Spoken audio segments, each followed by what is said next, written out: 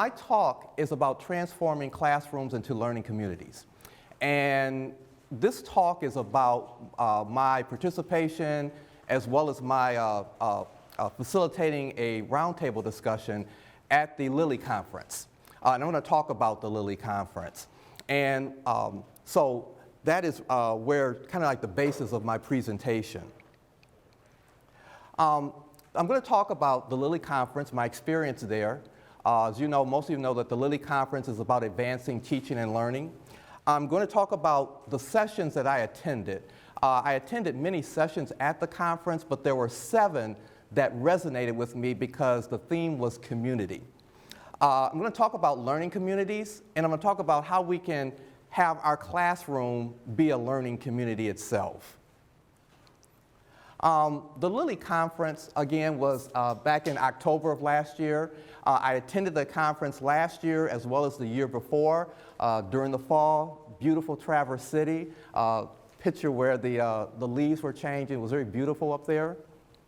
But a little background about the Lilly conference. The Lilly conference is part of the International Teaching Learning Cooperative Network. And this network facilitates or puts on 5 national conferences as well as institutes across the country, created to bring faculty together, to share best practices, to learn best practices, what we could do to advance our teaching and student learning. It began with a grant in 1979 with the Eli Lilly and Company, probably well-known pharmaceutical company headquartered in Indianapolis, Indiana. Began with a 3-year grant. The first Lilly conference in 1981 was at Miami University in Ohio, but it has been since then self-supporting, self-funding. But in 2 years ago, when I first attended the Lilly conference, I was there with Dr. Feuerheim from U of M Flint, along with another professor from U of M Flint, and the director of experiential learning at Mott Community College. The 4 of us presented on service learning and how we were incorporating service learning in our various classes. Myself and Dr. Feuerheim have an interest in the research aspects of service learning or community engagement. So she and I, and then she was able to recruit Dr. Hiramatsu, and the 3 of us presented a roundtable discussion assessing outcomes of service learning, student and community reflections. The 3 of us have been working on a research project where we have, we've utilized what is known as the Civic Attitudes and Skills Questionnaire, a reliable, valid survey instrument to assess students' service learning outcomes. There are 6 dimensions that it looks at. For example, appreciation of diversity, appreciation for social justice, civic attitudes, interpersonal skills, and so forth.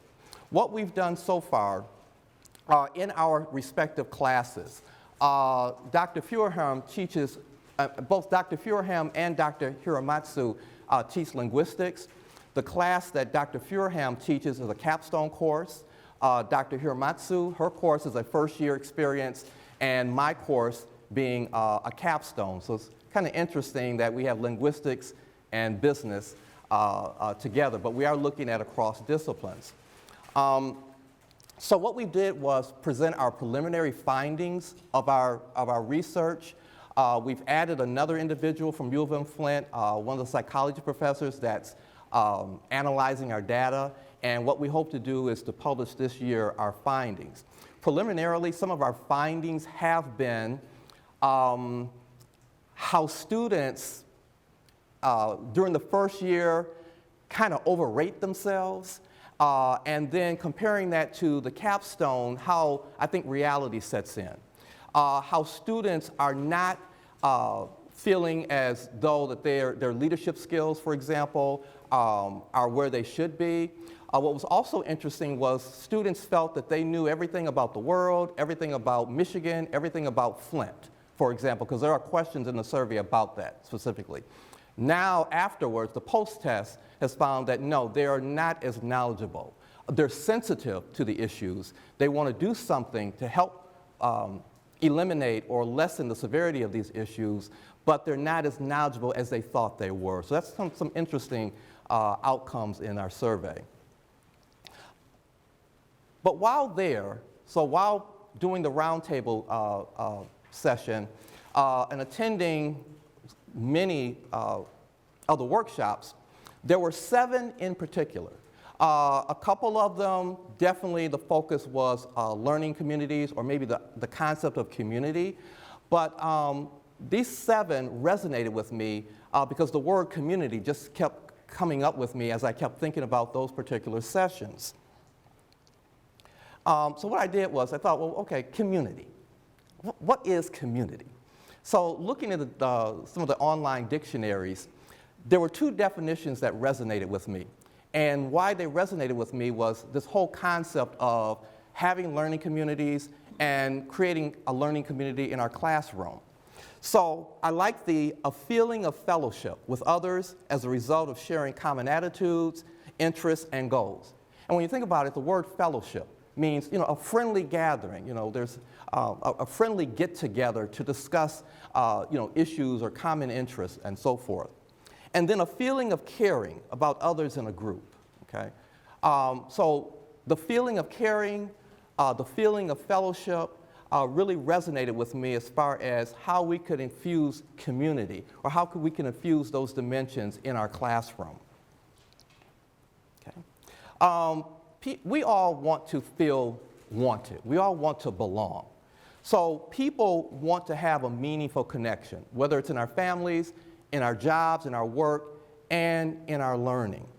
And I think that through developing a community atmosphere in our classrooms, that we can really help our students to grow and prosper and do good things. Okay. This is number 1 of the 7. The 7 sessions that, again, really resonated community with me. Not easy or comfortable teaching challenging topics. Dr. Eric Benson, history professor at Cornerstone University. His session addressed how to effectively teach challenging and controversial topics. And he did that through his course teaching about the United States Civil Rights Movement. And he talked about how you have to allow students to express themselves, allow students to question, allow students to feel safe in an environment when you're talking about a controversial topic. I thought what was neat about his course is that one aspect of his course is that the students they actually go and visit the National Civil Rights Museum in Memphis, Tennessee. And that museum was formerly the Lorraine Motel where Dr. Martin Luther King was assassinated. So they've turned it into the Civil Rights Museum, and I thought that was really fascinating. What is the scholarship of teaching and learning? 7 steps to engage and produce this. This was more about faculty learning communities, but again, this was about faculty development, faculty communities, faculty getting together and publishing, presenting and publishing on teaching and learning scholarship. Visual organization, strategies that deepen student learning. Dr. Nicole McDonald, Dr. Shannon Pothoven, and Ms. Laura Walton from Cornerstone University. And they talked about visual strategies that will help students make connections. And these are things that we probably have done, like mind maps or concept maps. Or I learned about sketchnoting, which is a combination of notes and doodling and picture drawing, and again, for students to make that connection. One of the things I wanted to say was, I don't think that the information I'm going to be presenting is new information. I think it's a lot of things we do, but sometimes what I'm hoping is that the information will give us a new insight and a new perspective about how we can infuse community in our classrooms. Higher education success for students with learning disabilities. I did not know that there is a college that's been in existence for 30 years, Beacon College in Florida. Dr. Shelley Chandler, she was the provost, and she presented. I did not know that there was a college in the United States. It is the first accredited college that the curriculum and support services are for students with learning disabilities, dyslexia, ADD, ADHD, and probably higher functioning autism. On a personal level, I think some of you may know that my youngest son has autism, and I also have a nephew with autism. So this was just fascinating to me, that targeting a specific group of students, and that you have this college that has been created really for them and to address their learning needs. There are approximately 425 students at this particular college, 35 faculty members, which would probably give a 12-to-1 ratio, but they try to keep their class sizes in that 6 to 7 ratio, which gives the students that individualized attention as well as that community feeling. So I really thought that was fascinating. Creating highly effective classroom environments. Ms. Molly Brennan, U of M Flint, again, she presented some strategies as far as, again, developing community and developing highly effective classrooms. As a matter of fact, one of her handouts I have here, if you would like, is how do we engage the shy student? We all have students who just don't say anything, don't want to say anything. How can we better get them in the community? How can we better engage them? The coach in the corner. Re-envisioning the instructor-learning relationship, Dr. Matthew Roberts and Dr. Eric Vinson. This was an interesting session because it made us as faculty look at ourselves a little different. There's a dichotomy that are we instructor-centered or student-centered? Are we content-centered or are we learning-centered?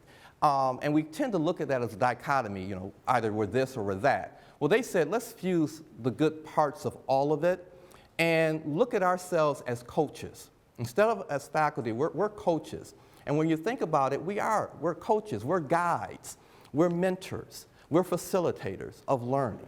And the students are looked at as heroes, not victims as they may feel that we treat them, but as victors, that they're milestones and they're accomplishments that we need to be celebrating in the classroom.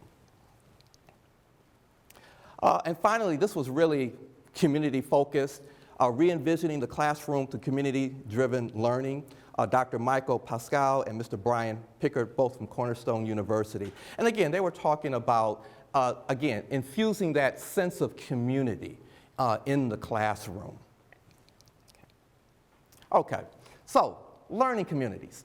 As a matter of fact, this happens to be a picture of a group of students in one of my capstone courses a couple years ago, where they were working with Factory 2. Factory 2 had been in operation for 2 months, and they did a lot of things for Factory 2.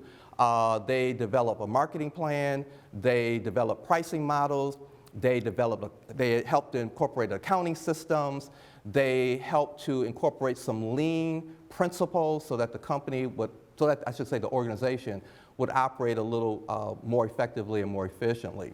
So this is those students. But when we talk about learning communities, just my doing some research, because I thought this was a new concept, learning communities. But learning communities, the most common form is when we take 2 or more classes and we kind of link them together, and these courses may have a common theme. But however, there are a variety of forms and structures of learning communities.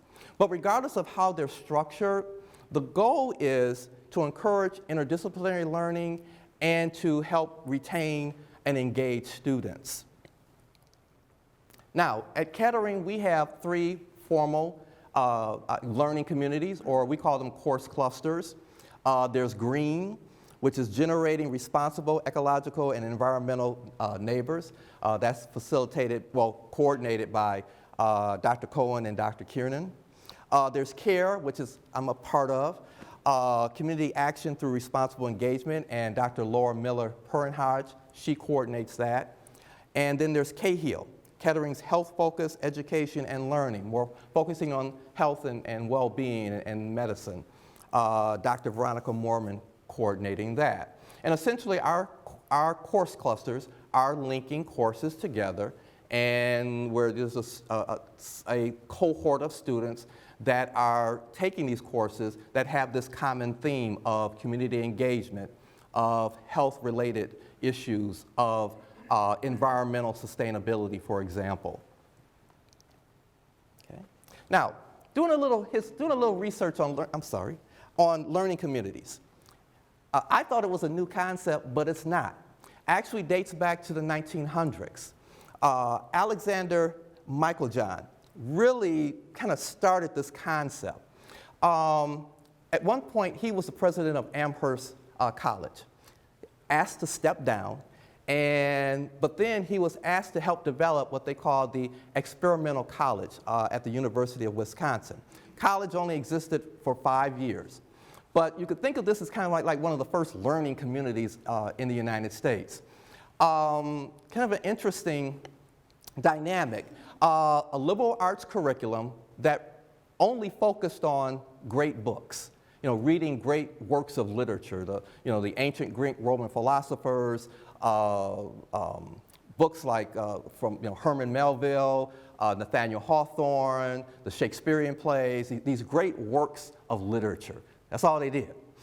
It was supposed to focus on democracy and a love for literature, a love for reading, for example.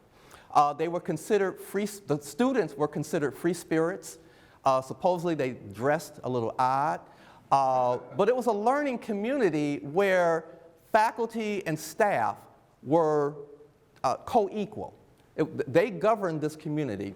Faculty and staff, they lived together, worked together, they governed together. There were roughly 12 faculty and like 100 students. But it was kind of a loose setup. You went to class if you felt like it. There was no lectures, it was more tutorial. There was really no set lesson plan. It was kind of, I guess a free spirit. That's probably why it didn't last very long. But we can date back to the concept of learning communities, again, back to the 1900s. But there's been a movement in the last 20 to 30 years on learning communities. And who's led this movement has been the Washington Center for Improving Undergraduate Education at Evergreen State College in Washington State. And so they kind of led this movement in the last 20 to 30 years of learning communities. And again, focusing more on student and learning centered versus instructor and content centered. Now, structures of learning communities are course clusters, for example, or curricular learning communities where two or more courses are tied together, having a common theme, a common thread. There are residential living and learning communities like living in a dorm, where students not only live together, they're taking coursework together. There are online or virtual learning communities. There are learning communities that target specific groups, like Beacon College, for example, that's targeting students with various learning disabilities.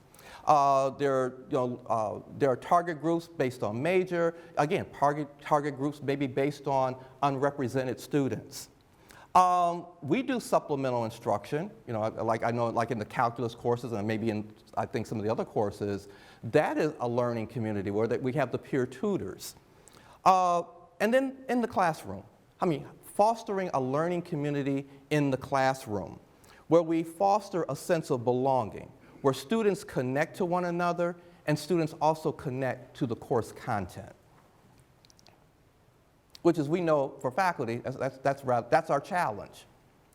I liked a few of these comments from some researchers, Brownell and Swanner, that regardless of how it's structured, that an effective learning community is collaborative, active learning, integrative learning, a community sense, and that we're building skills.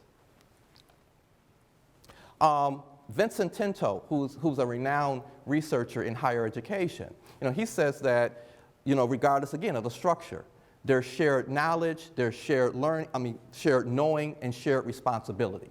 The shared knowledge, students come in with knowledge, and our responsibility is to tap into that knowledge and build upon it. So there's a sharing of knowledge that's going on. But then there's an also shared knowing, our students knowing one another, and then also a shared responsibility. Let's not leave one behind. In other words, there's students having a sense of responsibility for one another, that we all get this, that we all excel. Okay. Rakani says that shared or collaborative learning comes from students enrolling in several common courses, thereby increasing the likelihood of an integrated social and academic experience. Education is a social experience. I'll speak for myself. I tend to think of it as, okay, this is an academic experience. I really don't think of it as a social experience. But I like what Rakani is saying, because, yeah, it's not just an academic experience for our students, and even for ourselves. It's also a social experience. And that social experience is what makes our classrooms a community. Okay. So, what does research say about the benefits of learning communities? A lot of benefits here. Increased student engagement, improved interaction with faculty, increased student learning. And not only increased student learning, but increased deep learning, which is what we're trying to get our students to do, is not just look at the surface, but look beyond and keep digging and keep questioning.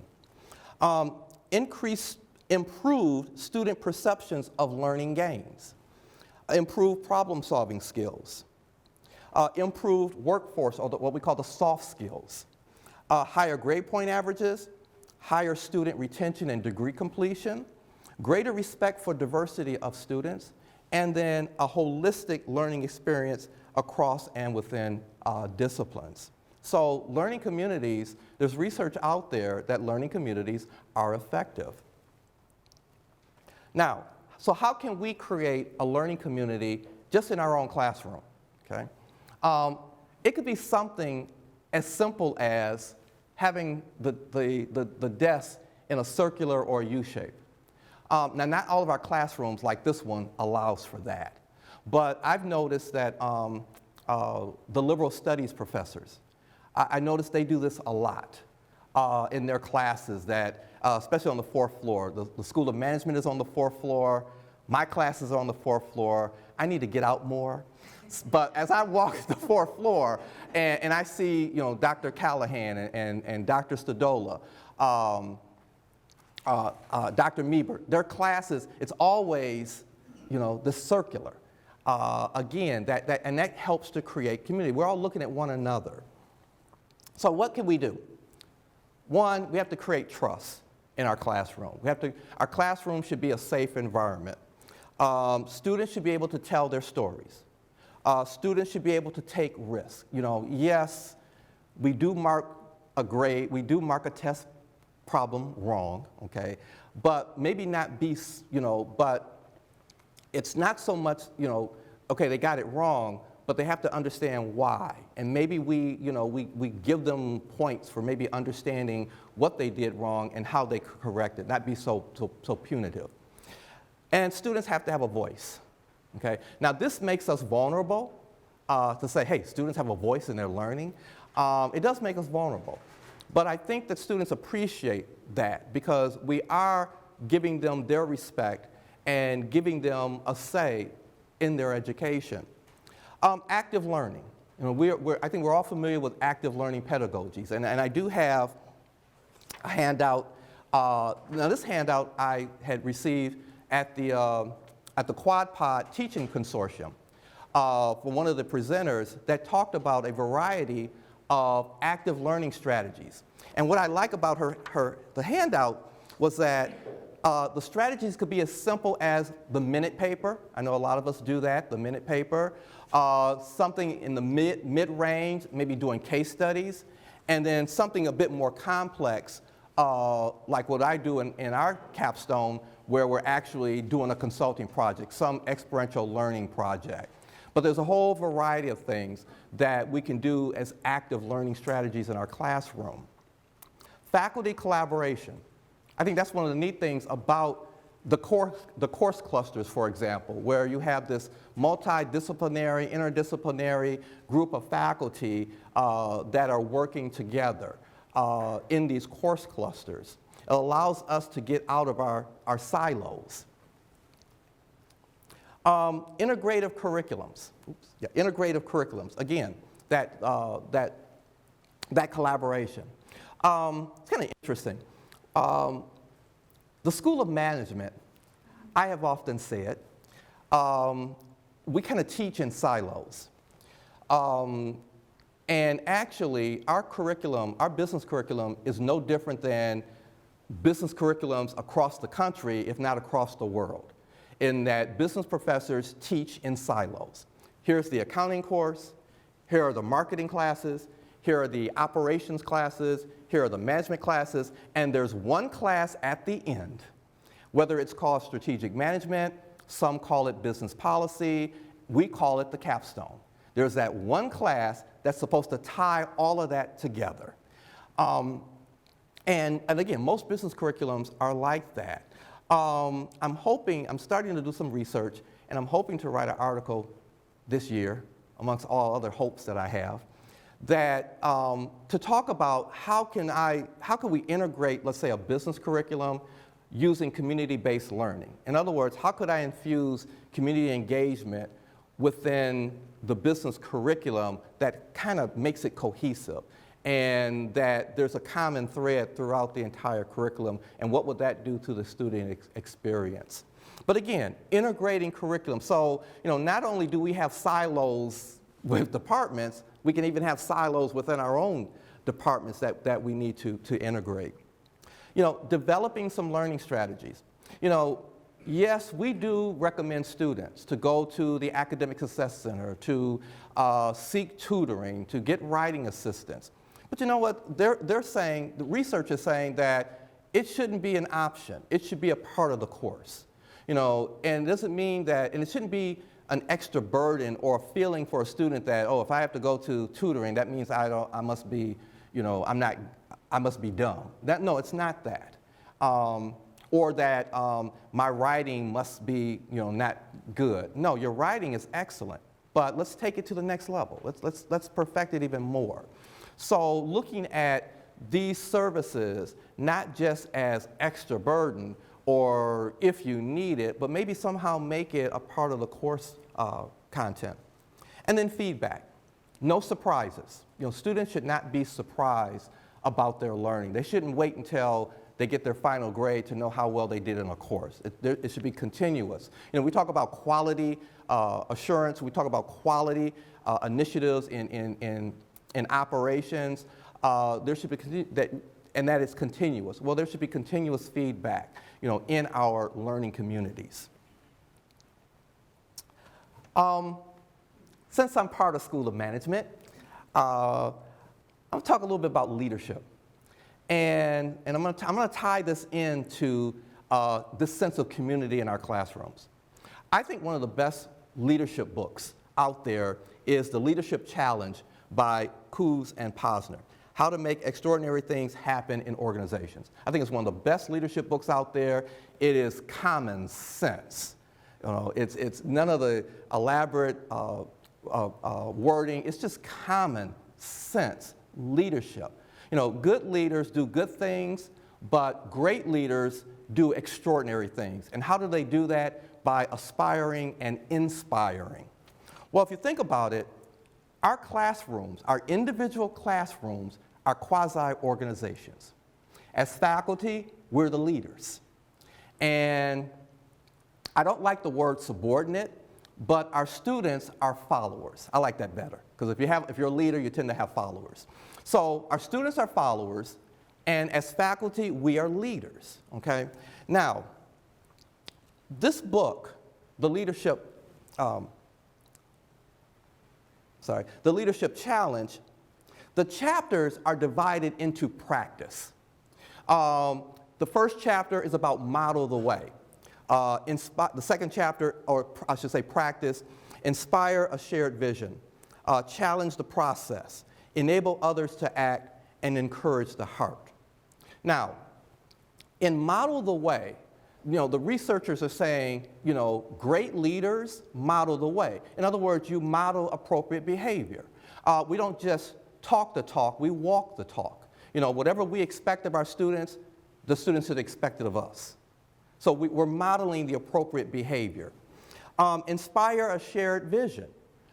Great leaders have a vision, and that vision is contagious. That vision just inspires everybody to want to be a part of it. Well, that's a community. A community is a shared vision, shared goals, shared attitudes, shared interests. Challenge the process, okay? Respectfully challenge the status quo. Our students should be allowed to take intellectual risks. We want them to seek opportunities. We want them to learn from failures. A failure is just a try. Learn from that. And if you think about it, at Kettering, we infuse in our students this entrepreneurial mindset. And entrepreneurs is about risk-taking. Enable others to act.